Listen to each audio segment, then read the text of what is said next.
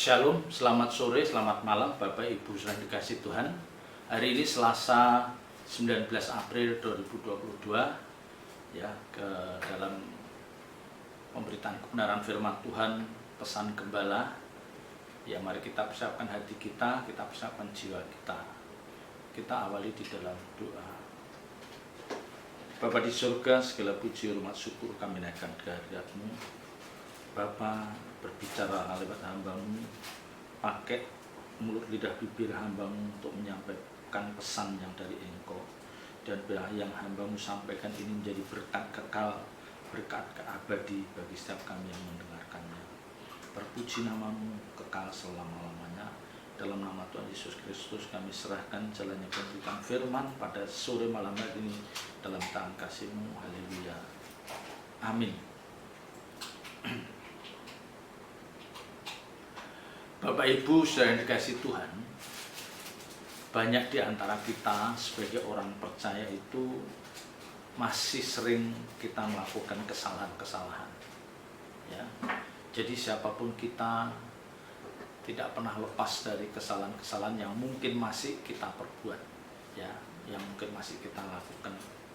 Kesalahan-kesalahan yang kita lakukan ini mulai dari kesalahan-kesalahan yang tidak prinsip atau kesalahan-kesalahan yang sederhana, ya mungkin juga kesalahan-kesalahan yang agak berat, bahkan mungkin juga kesalahan-kesalahan pada tingkat yang membahayakan, ya kesalahan-kesalahan yang fatal yang kadang kita lakukan di luar kontrol kita, ya. Dan kesalahan yang fatal seperti ini bisa membahayakan karena bisa menggiring kita masuk dalam kebinasaan. Ya, ini yang harus kita waspadai. Ya.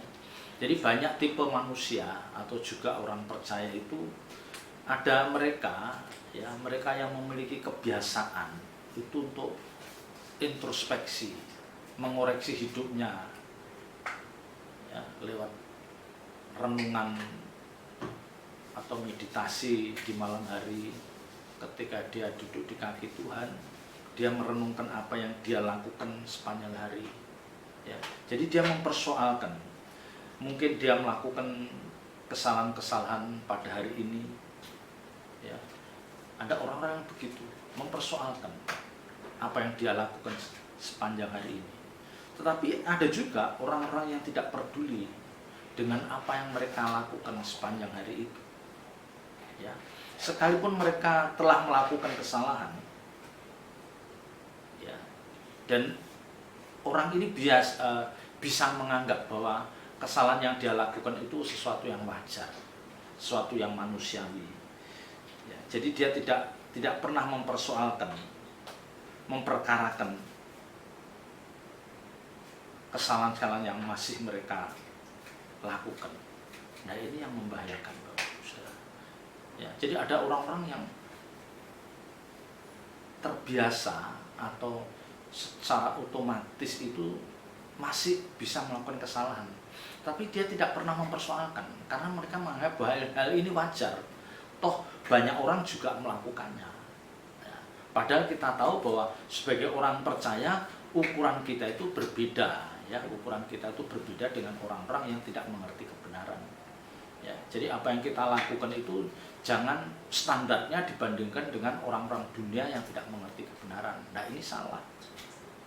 Ya. Tetapi yang lebih memprihatinkan Bapak Ibu Saudara, yang lebih memprihatinkan adalah ada orang-orang yang sering melakukan kesalahan, tetapi mereka tidak sadar kalau dia melakukan kesalahan.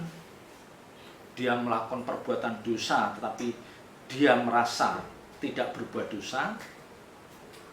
Ya.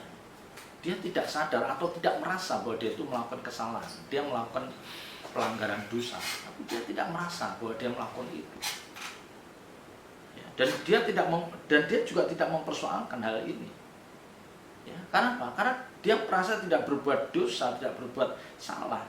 Yang akhirnya orang-orang seperti ini pasti akan menimbulkan gesekan-gesekan terhadap sesamanya, ya. Bahkan bukan hanya itu saja. Kalau ini dibiarkan pada titik tertentu, ya pada titik tertentu mereka akan memiliki atau mereka akan bermasalah dengan hubungannya dengan Tuhan. Ya, mereka akan bermasalah dalam hubungannya dengan Tuhan. Ya, pasti bermasalah. Ini yang membahayakan. Kalau sudah pada titik seperti ini, ya sudah, selesailah hidup orang seperti itu. Apapun yang mereka kerjakan, apapun yang mereka lakukan, itu seperti sia-sia. Karena dia tidak pernah merasa salah, tidak pernah merasa berdosa ketika dia melakukan sesuatu yang memang itu nyata-nyata suatu perbuatan salah. Itu nyata-nyata perbuatan dosa. Ya. Ini yang membahayakan. Ya. Mestinya Bapak Ibu Saudara, mestinya kita sebagai orang percaya yang dituntut untuk kita hidup dalam kesucian Tuhan. Nah, ini. Ya, kalau orang percaya itu sadar bahwa dirinya dituntut untuk memiliki kesucian hidup seperti Tuhan. Ya, dia dituntut untuk hidup dalam kesucian Tuhan. Dia paham hal itu. Maka dia harus mempersoalkan peragaan hidupnya yang telah dilakukan sepanjang hari. Dia harus persoalkan. Ya, sejatinya mereka harusnya ngotot. Ya, yang benar orang-orang seperti ini, dia ngotot untuk pengen tahu kesalahan-kesalahan apa yang masih sering saya lakukan, kesalahan-kesalahan apa yang sepanjang hari ini aku lakukan, dosa apa yang hari ini aku lakukan sehingga melukai orang lain, bahkan mungkin juga melukai hati Tuhan. Nah, mestinya orang percaya ngotot, punya hasrat yang kuat untuk tahu hal ini. Ya. Kita ngototnya dalam hal ini, kita benar-benar ingin tahu apa sih kesalahan saya yang aku lakukan sepanjang hari ini. Dan ini bagus. Ya, ini bagus. Ya. Tapi yang sering kita temukan, yang sering kita jumpai justru orang itu ngotot untuk mencari kesalahan orang lain. Ya. Nah, ini yang menyedihkan. Bukan ngotot untuk tahu kesalahan diri sendiri, introspeksi terhadap diri sendiri, tapi dia ngotot untuk mencari kesalahan orang lain. Ya. Dan yang lebih mengherankan, orang-orang seperti ini, mereka juga apa? Ngotot. Ya, dia ada hasrat yang kuat atau ngotot supaya doa-doanya mereka itu dijawab. Ya, kan kita ketemu orang-orang yang begitu bergairah. Ya, bagaimana dia menarik hati Tuhan. Yang menarik hati Tuhan supaya doanya dijawab. Ya, ini tidak tepat atau kurang tepat. Ya, di satu sisi dia tidak pernah mempersoalkan dosa dan kesalahan yang masih sering dia lakukan, dan dia tidak pernah merasa sungguh-sungguh bertobat sehingga melupakan atau meninggalkan kebiasaan buruk itu. Tapi justru di satu sisi dia ngotot supaya doanya itu dijawab. Ya. Dan ini adalah kesalahan mendasar. Ya, sejatinya Bapak Ibu Saudara dan saya itu harus kita selesaikan persoalan dosa dan kesalahan yang masih sering kita lakukan itu, kita selesaikan. Kita menyadari dan kita berjuang, kita berkomitmen untuk tidak melakukan hal yang sama. Dan kita akhirnya bisa berdamai dengan Allah melalui pertobatan yang nyata-nyata kita lakukan. Ya, kita harus bertobat atau kita harus berdamai dengan Allah melalui hal itu. Ya. Kalau kita lihat di dalam Yesaya pasal 59 ayat 1. Ya. Yesaya pasal 59 ayat 1. Sesungguhnya tangan Tuhan, ya, Yesaya 59 ayat 1, mulai ayat 1. Sesungguhnya tangan Tuhan tidak kurang panjang untuk menyelamatkan, dan pendengarannya tidak kurang tajam untuk mendengar. Tetapi yang merupakan pemisah antara kamu dan Allahmu ialah segala kejahatanmu, dan yang membuat dia menyembunyikan diri terhadap kamu sehingga ia tidak mendengar ialah segala dosamu. Ya, ini jelas. tangan Tuhan tidak kurang panjang untuk menyelamatkan, dan pendengarannya tidak kurang tajam untuk mendengar. Tetapi kejahatan dan dosa yang masih sering kita lakukan, itu yang menjadi penghalang, itu yang menjadi pemisah. Ya, maka di depan saya katakan, kalau orang percaya tidak pernah membereskan segala dosa dan kesalahan yang masih sering dilakukan, dan dia belum berdamai dengan Allah karena dia tidak menyelesaikan hal ini, jangan menuntut untuk doanya itu dijawab, memaksa-maksa Tuhan supaya doanya dikabulkan. Ini bertentangan dengan kebenaran ini. Ya, jadi kebenaran ini tidak mengarahkan, tidak mengajarkan pada setiap kita bahwa kita itu harus introspeksi, melihat diri kita dengan teliti. Kita harus mengenali diri kita lebih dulu dengan sangat teliti. Ya, kelemahan-kelemahan kita, kebiasaan-kebiasaan buruk kita, ya, yang itu harus kita tinggalkan. Ya, karena di depan saya katakan, hal-hal ini tidak hanya menimbulkan gesekan terhadap sesama, tapi juga membuat kita seperti tertutup, menutup hubungan kita dengan Tuhan. Karena kita tidak bisa menyelesaikan hal ini. Ya. Jadi mari kita membenahi hidup kita dulu sebelum kita mempersoalkan hidup orang lain. Ya, kita beresin hidup kita dulu. Kita beresin karakter buruk kita beresin. Ya. Dan ini harus ada kerendahan hati, harus ada kerelaan. Ya, maka dalam Alkitab ini berapa kali kata rendahkanlah dirimu, ya hendaklah kamu rendah hati. Itu menunjukkan bahwa jangan kamu merasa benar, ya, jangan kamu merasa paling benar. Ya, itu kan mengajarkan, belajarlah rendah hati untuk kebaikan kamu sendiri. Ya, ini penting Bapak Ibu Saudara. Ya, ada kata penting di sini yaitu menyelamatkan.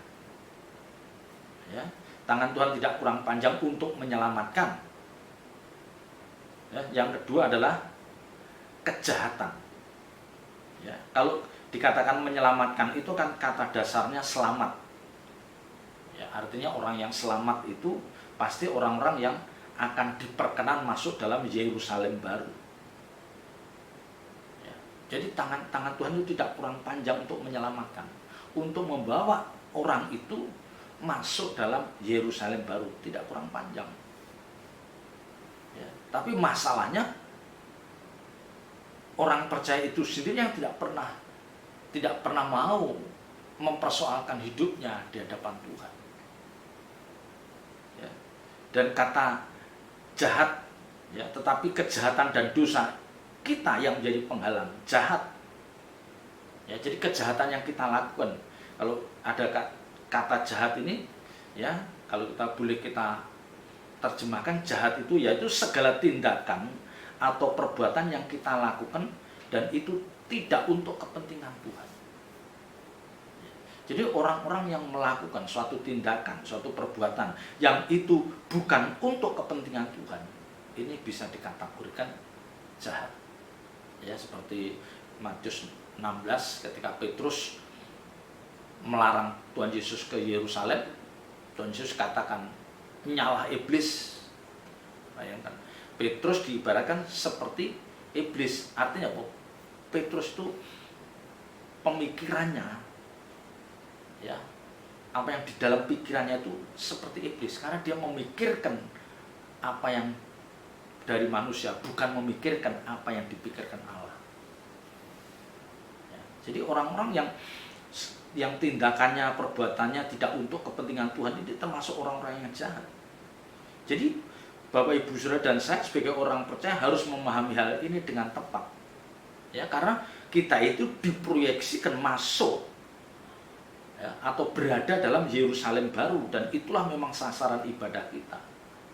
Ya, sehingga untuk mewujudkan hal ini kita harus membiasakan diri bahwa apa yang aku lakukan, apa yang aku kerjakan itu semua untuk kepentingan Tuhan.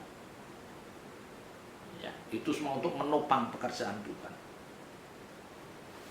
Ya, dan di sini kita diajar untuk kita mencermati apakah semua yang kita lakukan selama ini untuk kepentingan Tuhan atau untuk kepentingan diri. Ya.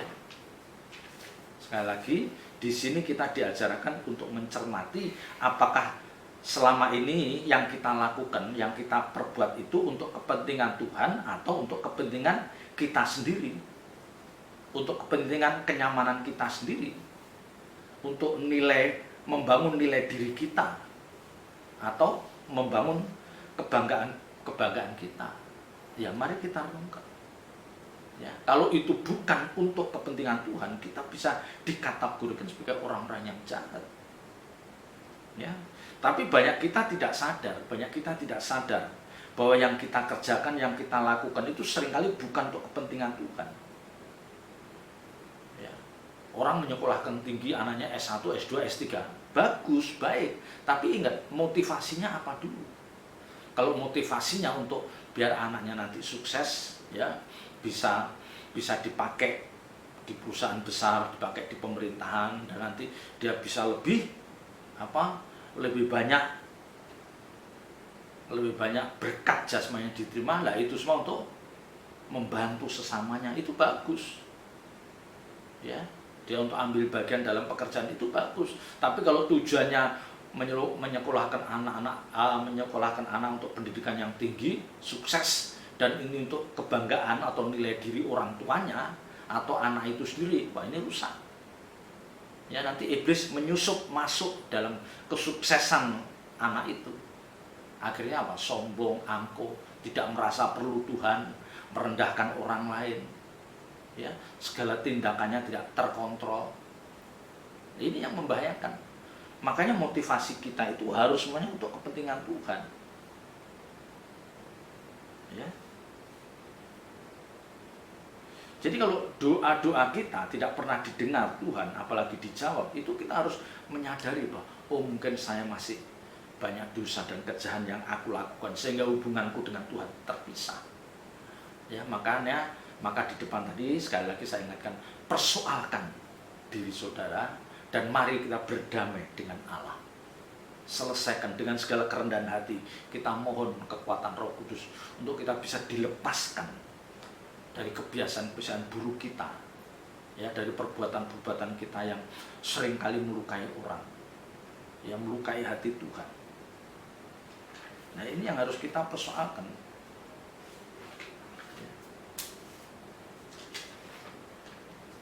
Jadi kalau segala perbuatan kita, kalau segala perbuatan dan tindakan kita itu motivasinya tidak sesuai dengan kehendak Tuhan, ya, Tuhan tahu orang ini sedang membangun, ya, dia membangun suatu usaha, ya, dia kerja keras, tapi di balik itu dia tidak untuk kepentinganku. Ya, Tuhan merasa tidak berkepentingan dengan orang-orang seperti itu. Ya, Tuhan merasa dia tidak berkepentingan dengan proyek orang-orang itu, maka Tuhan tidak perlu menjawab.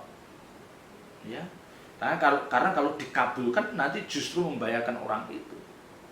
Ya, tetapi memang Bapak Ibu Saudara, ada orang-orang yang sekalipun dia melakukan itu dan kerja keras untuk meraih sesuatu yang dia rindukan, tetapi motivasinya bukan untuk Tuhan. Memang ada yang diizinkan Tuhan berhasil, tetapi ingat, justru itu membahayakan. Ya, itu membahayakan. Seperti Mazmur pasal 73 itu, mereka dibiarkan sukses, tetapi sejatinya mereka seperti ditaruh pada tempat yang licin, yang akhirnya suatu saat terjatuh, ya, dan dia baru sadar bahwa dia itu bukan siapa-siapa. Nah, ini yang membahayakan Bapak Ibu. Ya, ini yang membahayakan. Ya, maka Bapak Ibu Saudara, jangan kita tidak pernah menyelesaikan persoalan kita dengan Tuhan. Ya, apalagi kalau Bapak Ibu Saudara termasuk orang-orang yang pernah atau sempat dipakai Tuhan dengan luar biasa. Ya, dipakai Tuhan dengan luar biasa, duduk di pemerintahan sebagai hamba Tuhan yang banyak pengikutnya, menjadi tokoh masyarakat yang dikagumi banyak orang. Tapi suatu saat Bapak Ibu jatuh karena sesuatu yang memalukan, maka orang-orang seperti ini pemulihannya justru tidak mudah. Justru tidak mudah. Mereka harus membayar mahal karena kecerobohan ini. Ya, karena kesalahan yang dilakukan ini bisa membawa banyak korban. Ya, maka di dalam 2 Tawarikh pasal 7 ayat 14 dikatakan, 2 Tawarikh 7 ayat 14, dan umatku yang atasnya namaku disebut merendahkan diri, berdoa dan mencari wajahku, lalu berbalik dari jalan-jalannya yang jahat, maka aku akan mendengar dari surga dan mengampuni dosa mereka serta memulihkan negeri mereka itu. Ya.